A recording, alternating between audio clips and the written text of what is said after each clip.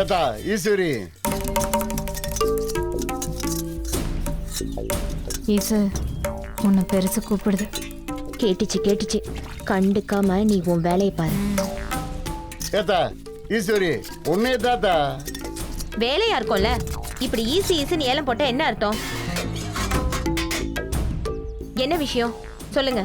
ஏத்தா நிச்சயதார்த்தத்துக்கு போங்கன்னு உங்க அப்பன் போகும்போது சொல்லிட்டு போனான்லதா.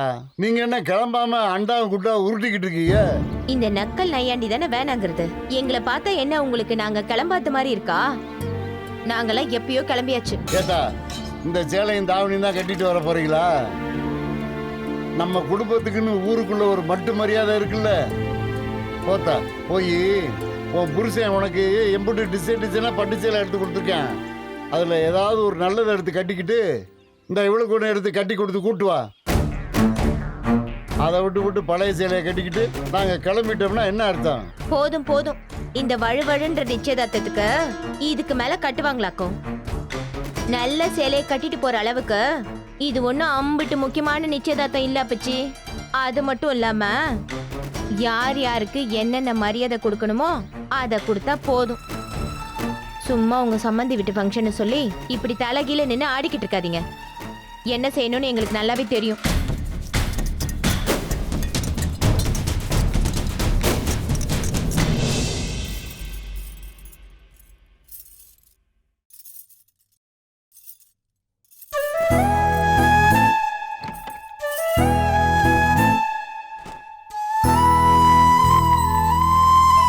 இன்னைக்கு அகிலா நிச்சயதார்த்தம் தெரியும். அப்புறம் எதுக்கு சாதாரண சட்டை எடுத்து போடுறாரு? என்ன விஷயம்னு தெரியலையே.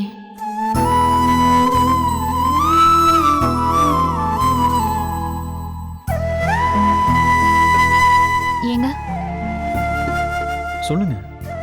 இன்னைக்கு அகிலாவுக்கு கோயில்ல நிச்சயதார்த்தம் இருக்குன்னு அப்பா சொல்லிட்டு போனார்ல, நீங்க நிச்சயதார்த்தத்துக்கு வரலையா? இல்ல ஃபங்க்ஷனுக்கு வர மாதிரி கிளம்பாம சாதாரண சட்டை போட்டு வேலைக்கு போற மாதிரி கிளம்புனீங்களா? அதான் கேட்டேன். இல்லைங்க, நடக்க போற இந்த கல்யாணத்துல எனக்கு எந்த உடன்பாடும் இல்லை. இதையும் தாண்டி நாங்க வந்தோன்னா அகிலா முகத்தை பார்க்கறதுக்கு கஷ்டமா இருக்கும். இந்த கல்யாணத்தை நீங்க நிறுத்திடுவீங்கன்னு உங்களை மலை மாதிரி நம்பினேனே. ஆனா இப்படி நிச்சயதார்த்தம் வரைக்கும் வர வச்சிட்டீங்களே மாமான்னு என்னை பார்த்து கேட்குற மாதிரி இருக்கும். அது மட்டும் இல்லாம அந்த அழகரோட முகத்தை பார்க்கவே விருப்பம் இல்லைங்க. அதனால நான் வரலைங்க. நீங்க தாத்தா இல்ல வீட்ல யாராவது வந்தாங்கன்னா சேர்ந்து போயிட்டு வாங்க. அப்பா உங்களை எங்கன்னு கேட்டா என்னங்க சொல்றது? நான் ஒரு முக்கியமான வேலையை வெளியே போயிட்டேன்னு சொல்லுங்க. அது எப்படிங்க சொல்ல முடியும்? 1000 பேர் இருந்தாலும் அப்பா மாப்பிள்ளைங்கிற முறையில உங்களை தானே முதல்ல எதிர்பார்ப்பாரு. நீங்க இல்லாம எப்படி நிச்சயதார்த்தத்தை நடத்துறதுன்னு என்ன கேள்வி கேட்க மாட்டாரா? நீங்க வராம இருந்தீங்கன்னா அப்பா ரொம்ப சங்கடப்படுவாருங்க. எங்க யாருக்காக இல்லைனாலும் வீட்டோட மூத்த மாப்பிள்ளைங்கிற முறையில நீங்க சபையில வந்து நின்னாதானங்க நல்லா இருக்கும். உங்களுக்கே நல்லா தெரியும் ஊருக்குள்ள ஒரு விஷயத்தை எப்படி பத்தா திரிச்சு பேசுவாங்கன்னு. இப்போ நீங்க நிச்சயத்துக்கு வரலன்னா அதை வச்சு ஊருக்குள்ள ஒரு கதையை கட்டி பிரச்சனையை உண்டாக்கிடுவாங்க. எனக்கு நல்லா புரியுதுங்க, இஷ்டம் இல்லாத நிச்சயதார்த்தத்துக்கு எப்படி வருதுன்னு யோசிக்கிறீங்க. எனக்கு தான் இந்த கல்யாணத்துல விருப்பம் இல்லை. ஆனா அதுக்காக போகாம இருக்க முடியுமா? விருப்பம் இருக்கோ இல்லையோ போய் சபையில ஒரு இடத்துல நின்று அப்பா கொடுக்குற மரியாதையை ஏத்துக்கிட்டீங்கன்னா நல்லா இருக்கும். இதுக்கப்புறம் நீங்களே யோசிச்சுக்கோங்க.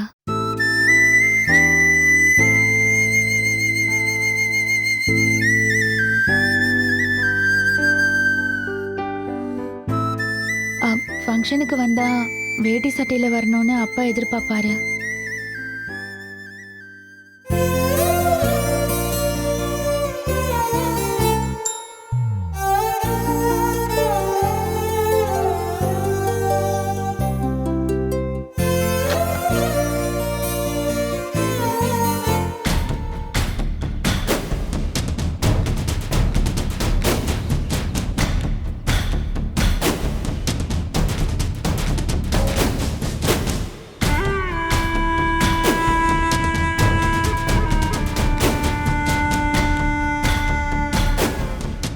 அடடடடே, மகாராணி அவங்க தங்கச்சி நிச்சயதார்த்தத்துக்கு பயங்கரமா கிளம்பிட்டாங்க போல. நகையெல்லாம் அப்படியே சும்மா தக தக தகன்னு ஜொலிக்குது.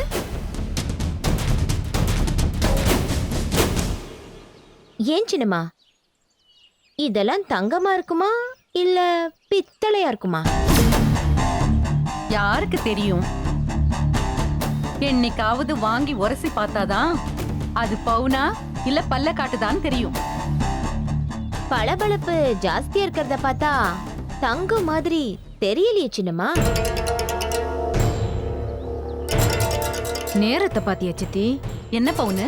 இவங்க வீட்ல ஒருத்திக்கு தாலி ஏற எல்லாம் தயாராயிட்டு இருக்கு. ஆனா இங்க இவளுக்கு தாலி இறங்க எல்லாம் தயாராயிட்டு இருக்கு.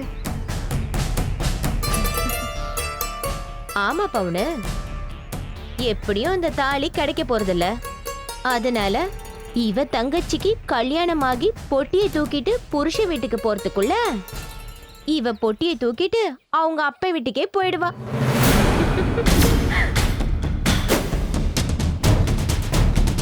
இந்த நானே ஒரு செயின் தான் போட்டிருக்கேன். நீ எதுக்கு இம்புட்டு நகை போட்டிருக்க? என்ன ஊருக்கு முன்னாடி என்கிட்ட தான் நகை இருக்குன்னு காட்டுறியா? போ, போய் 2 செயினை கழட்டி வச்சுட்டு வா. ரொம்பவும் பவுசு காட்ட வேண்டாம். போலாமாங்க? ஒரு நிமிஷம் இருங்க. ஏன், என்னாச்சு? இந்த நகையை கழட்டி வச்சுட்டு வர சொல்றாங்க. நான் போய் கழட்டி வச்சுட்டு வந்துடுறேன். ரொம்ப ஜாஸ்தியா இருக்கிற மாதிரி சொல்றாங்க.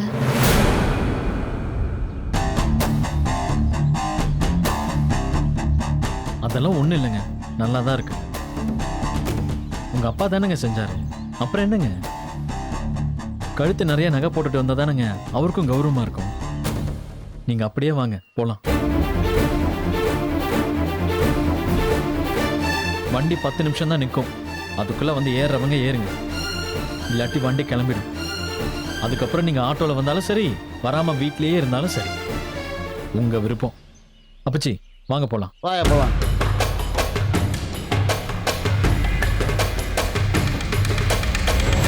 பாத்தீங்களா சின்னம்மா, நீங்க வந்தாலும் வரலனாலும் எனக்கு என்ன கவலைன்னு எம்பிட்டு திமிரா பேசிட்டு போறான். விடு விடு ஈசு, இன்னும் எத்தனை நாளைக்கு தான் இந்த திமிர்தனத்தை பண்றான்னு பார்க்கலாம்.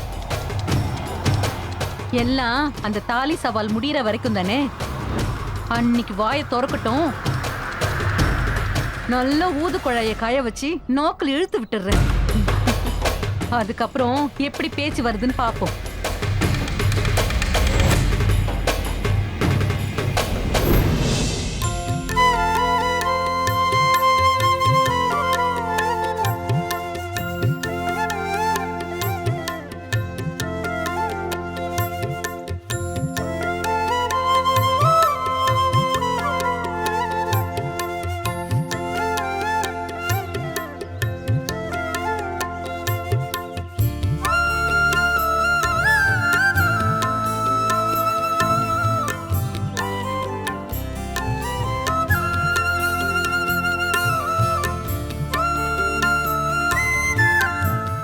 என்னையா தோர, பொண்ணு வீட்டு பக்கம் இம்புட்டு ஜனம் இருக்கு, மாப்பிள்ளை வீட்டு பக்கம் யாரையுமே காணோம். சாந்தா கூட யாருமே வரலையா? ஏன் இல்ல, சாந்தா அக்காக்காக நான் வரேன். அழகரும் என் பையன் மாதிரி தானே. ஈசு, பவுனு வாங்க வாங்க.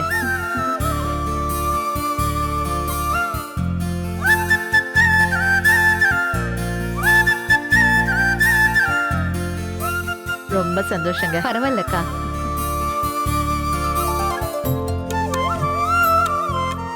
மாப்பிள, மாமா. என்ன அங்கிட்டு போய் நிக்கிறீங்க? வந்து சபையில உட்காருங்க மாப்பிள. இல்ல மாமா, இருக்கட்டும். அட வாங்க மாப்பிள. இல்ல மாமா, அதான் அப்பாவும் அப்பச்சி இருக்காங்கல்ல, நான் நிக்கிறேன் மாமா, பரவாயில்ல. சரியா சரியா. என்னையா, அதான் உன் மாமா கூப்பிடுறாருல, போய் சபையில் போய் உட்கார வேண்டியதானே. எப்படின்னு ரொம்ப கஷ்டமா இருக்குண்ணே. கண்ணு முன்னாடி ஒரு தப்பான விஷயம் நடக்கும்போது அதை நம்மளால தடுத்து நிறுத்த முடியலையேன்னு ரொம்ப கஷ்டமா இருக்குண்ணே. யோ, நீ எதையும் யோசிக்காத. நாமளும் எவ்வளோ முயற்சி பண்ணோம், ஆனால் நம்மளால முடியலன்றப்ப யார் என்ன பண்ண முடியும்? இதான் நடக்கணும்னு விதி இருந்தா அதை யாராலையும் மாற்ற முடியாதுயா. நாமளும் அவர்கிட்ட எவ்வளவோ சொல்லி பார்த்தோம், ஆனால் அவர் கேட்கல. என் பொண்ணோட வாழ்க்கையை எப்படி பார்த்துக்கணும்னு எனக்கு தெரியும், உனக்கு என்ன கவலைன்னு சொல்லிட்டார்ல. விடு, அவரே பார்த்துக்கிறட்டும். விடுங்க மாப்பிள்ள.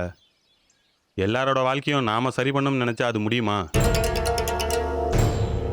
சரி, நம்மளால முடியலன்னா விட்டுருங்க, அவ்வளவுதான். ஐயோ அப்பா, நிச்சயதார்த்தத்தை ஒரு ஏசி மண்டபத்துல வைக்க கூடாது. இப்படி வேகாத வெயில கோயில்ல உட்கார வச்சு உசுர வாங்குறாங்க. இதுக்கு தான் சின்னம்மா பேசாம நிச்சயதார்த்தத்துக்கு லீவ் போட்டுட்டு வீட்லயே இருக்கலாம்னு சொன்னேன். நீங்க தான் அப்பா கோச்சுக்கு வரேன்னு சொல்லி எங்களை இழுத்துட்டு வந்துட்டீங்க. ஆமா, இந்த பொந்து கண்ணி எங்கடி வந்ததுல இருந்து ஆளையே காணோம். ஐயோ சித்தி, அதையும் கேக்குறீங்க? அவ தங்கச்சிக்கு இன்னைக்கு நிச்சயதார்த்தமா, அதனால அவ பரபரப்பா அங்கிட்டு ஓடுறதும் இங்கிட்டு ஓடுறதும். ஏன் கேக்குறீங்க? எங்க வீட்ல விசேஷம்னு ஆளையே கையில பிடிக்க முடியல. ஆமா சின்னம்மா, இங்க வந்ததும் நம்ம எல்லாம் யாருன்னு தெரியாத மாதிரி அப்படியே கண்டுக்காம சுத்துறா. அவங்க வீட்டு ஆளுங்க இருக்காங்கல்ல, அதனால அப்படிதான் இருப்பா. 1000 தான் இருந்தாலும் எல்லாம் முடிஞ்சது நம்ம வீட்டுக்கு தானே வருவா. அங்க வச்சுக்குவோம். அப்புறம் என்னையா துறை, இன்னும் எதுக்கு காத்துக்கிட்டு? வர வேண்டியவங்க எல்லாம் வந்துட்டாங்கன்னா ஆரம்பிச்சிடலாம்ல. சரி ஆரம்பிச்சலாம்டா சார். அப்புறம் என்னப்பா, மாப்பிள்ளை வர சொல்லுங்க.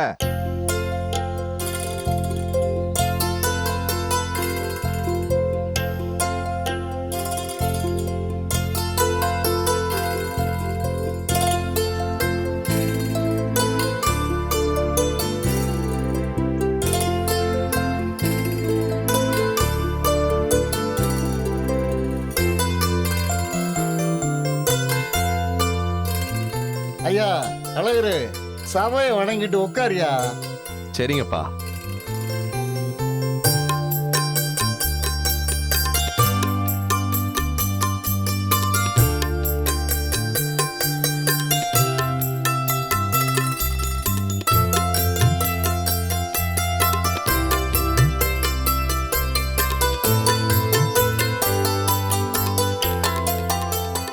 ஏப்பா, பொண்ணு தயாராயிடுச்சுன்னா பொண்ணையும் வர சொல்லுங்கப்பா.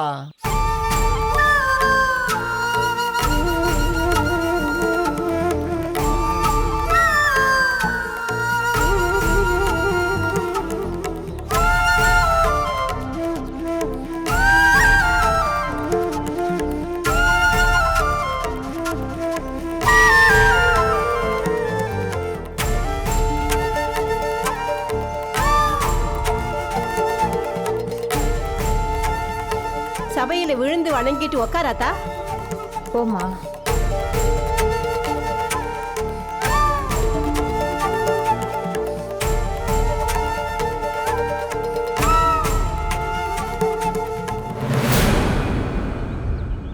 அப்படியே பொண்ணு மாப்பிளையும் சேர்ந்து உட்கார சொல்லுங்கம்மா. எதுக்கு தனித்தனியா உட்கார சொல்றீங்க? நாளை கட்டிக்க போறவங்க தானே அவங்க.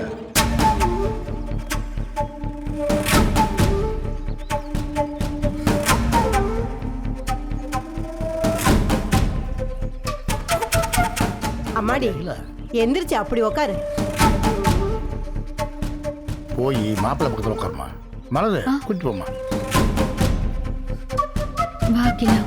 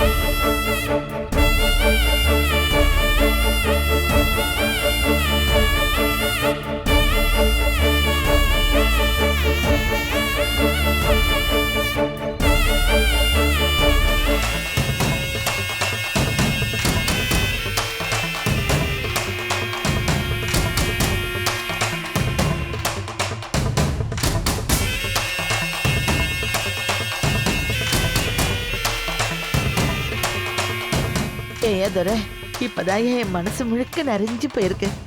ஜோடி பொருத்தத்தை பாரு, எம்பிட்டு பிரமாதமா இருக்கு. ஆமாக்கா ஆமாக்கா.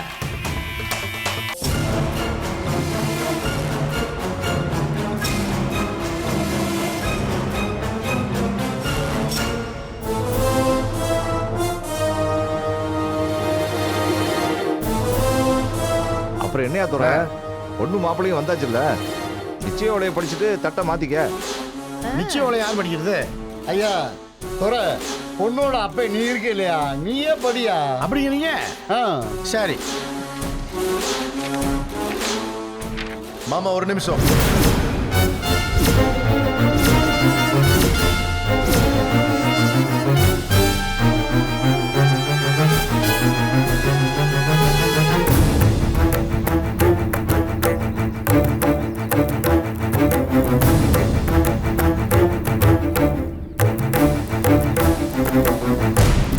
நிச்சய ஒலியை படிக்கிறதுக்கு முன்னாடியும் தட்டை மாத்திக்கிறதுக்கு முன்னாடியும் நான் கொஞ்சம் பேச வேண்டியது இருக்கு.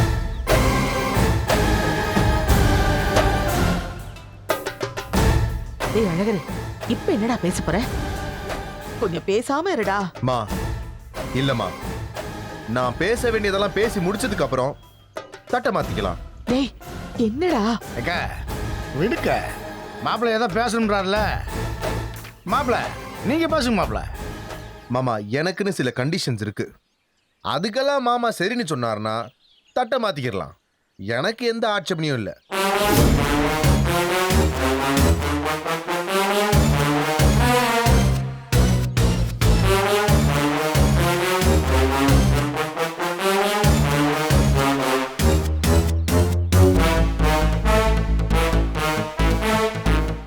கேப்பா அழகரு, நகை நட்டு பொருள் பணம் வேணும்னா வீட்டிலேயே கேட்டுக்கலாம்லப்பா. இப்படி தட்டு மாத்த போற நேரத்துல கேட்டீங்கன்னா என்னப்பா அர்த்தம்? ஐயா பெரியவரே, நான் ஒன்னும் நிப்பாட்டுங்கன்னு சொன்னது பணங்காசுக்கு ஆசைப்பட்டு கிடையாது, வேற ஒரு விஷயத்துக்காக.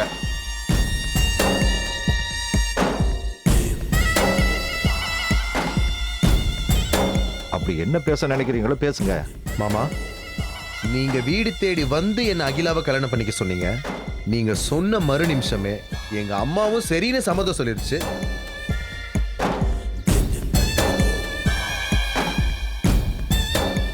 எங்க அம்மா வார்த்தைக்கு மறுப்பு சொல்லாம நானும் சரின்னு சொல்லிட்டேன்.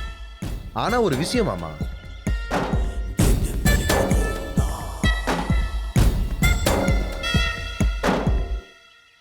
ஏற்கனவே ஒரு தடவை உங்க மூத்த பொண்ணை எனக்கு நிச்சயமெல்லாம் பண்ணி போற போக்குல மாப்பிளையும் மாத்தி கல்யாணம் பண்ணி கொடுத்தீங்கல்ல, அது உங்களுக்கு ஞாபகம் இருக்குன்னு நினைக்கிறேன்.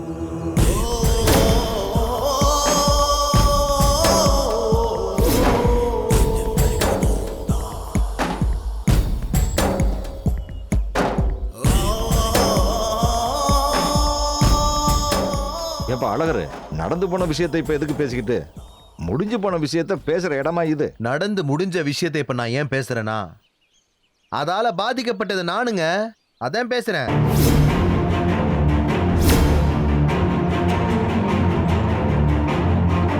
இந்த நிச்சயதார்த்தமும் இந்த கல்யாணமும் நடக்கணும்னா என் மாம இப்ப இந்த ஊருக்கு பொதுவாகவும் அந்த கடவுள் மேல ஆணையாவும் எனக்கு ஒரு சத்தியம் பண்ணி கொடுக்கணும்.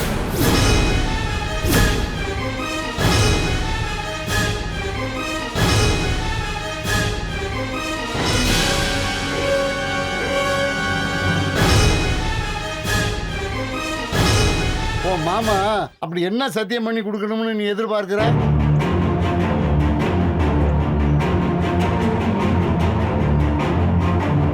சொல்லியா, என்ன சத்தியம்? எனக்கும் அகிலாவுக்கும் குறிச்ச மாதிரி குறிச்ச நேரத்துல இந்த கல்யாணம் நடக்கணும். அது எந்த சூழ்நிலையிலையும் எந்த காரணத்தை கொண்டும் நிப்பாட்ட மாட்டேன்னு என் மாமன் எனக்கு சத்தியம் பண்ணி கொடுக்கணும்.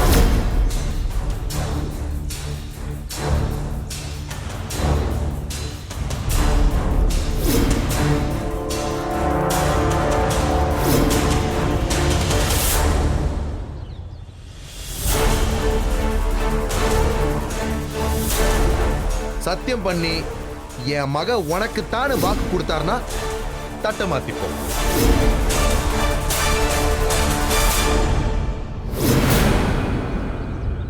ஏன்னா இந்த தடவையும் போற போக்குல மாப்பிள்ளைய மாத்தி விட்டுட்டாருன்னா அசிங்கப்படுறது நான் தானே.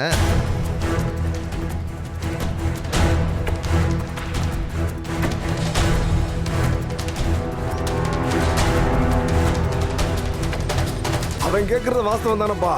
ஏற்கனவே ஒரு முறை அப்படி நடந்திருக்கிறதுனால அவன் முன்னெச்சரிக்கையா கேட்கிறான். அவன் மன நிம்மதிக்காக பண்ணி கொடுத்துறியா துரை?